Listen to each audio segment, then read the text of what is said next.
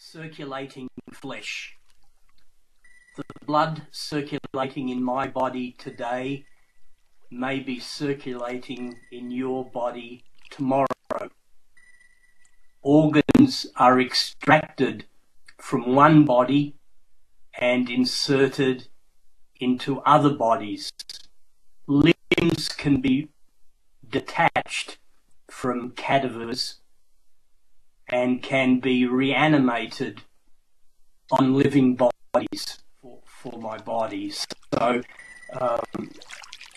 this performance, I guess, indicates that the body is not merely bounded by its skin, rather that the body can be invaded by technology as technology becomes micro-miniaturized, as technology becomes biocompatible both in scale and substance. Then it's possible for technology to be inserted into the body to become part of the human body, and to construct an ear that is the size of a full-scale ear. This happened in 2006, and if we ear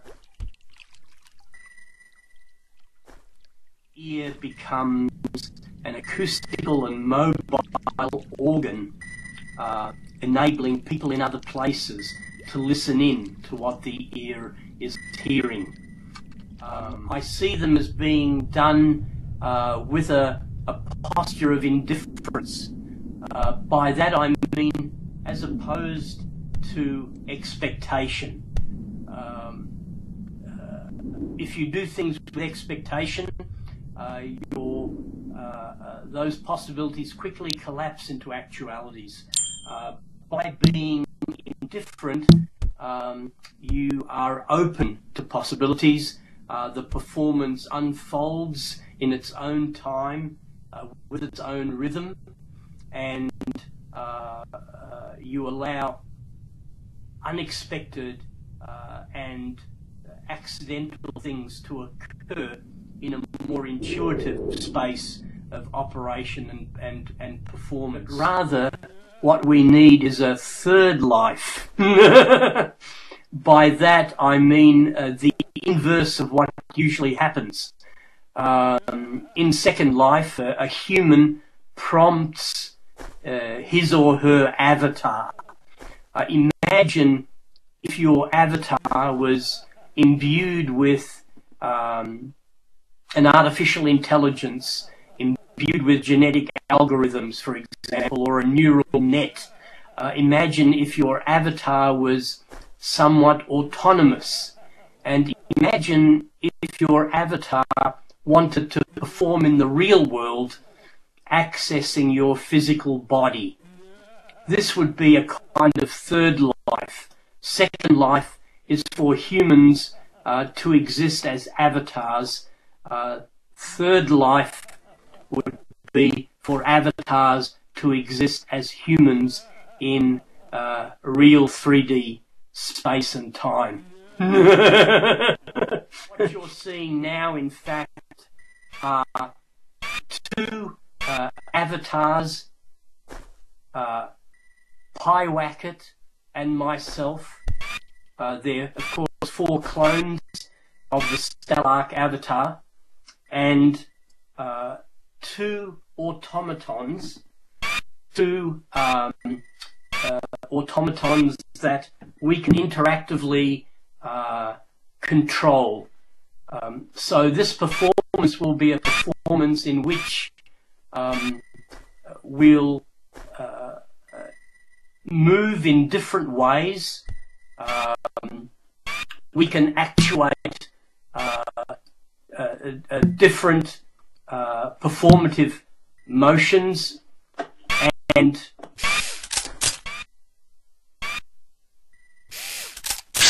by clicking the floor of this space, we can direct the automatons to move at that site where thank you so much for this presentation. And I just wonder if you feel that the physical body is more obsolete than the virtual body.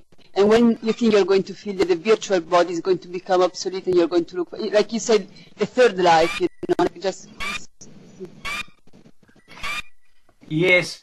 Well, of course, that sort of realization of being profoundly obsolete was the realization of being in a technological terrain of fast, precise and powerful machines that can outperform the body.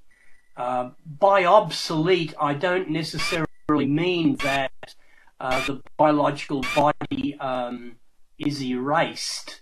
Rather, we have to question whether the body in this form and with these functions is adequate to interact effectively with its machines. Your famous and notorious 1991 publication, and what you're saying there, and this is mainly the theme of the conference also, we're kind of looking back on the early days of electronic performance also.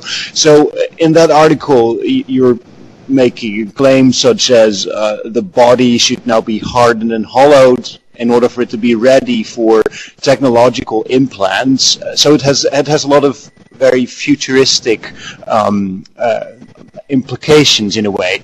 Now, could you maybe say something about the way you see these things now, or if it's still the same? Yeah, well, of course, these are speculations and statements that I hope provoke questioning and discussion, questioning and conversation. In other words, I think artists construct contestable futures. Artists are not in the business of being utilitarian and doing methodical research. Rather, artists generate alternate sorts of ideas and possibilities, and these ideas and possibilities hopefully generate further questioning and conversation.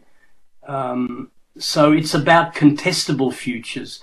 But I'm just very curious, like, you know, your all work is being really flashy, like the suspensions, the stomach sculpture. I just wonder, as an artist, how do you feel performing in a simulated reality? Like, and when did you start to have interest in Second Life? Yes, well, that's an interesting question. In fact, in 1991, I constructed a virtual arm, which was controlled with a pair of data gloves at the time, so you had to wear a head-up display. And also between 1991 and 1995, I performed with a virtual body. So I've always been interested in the notion of the virtual. Second Life, I guess I started first using it about 6 or 7 years ago. Then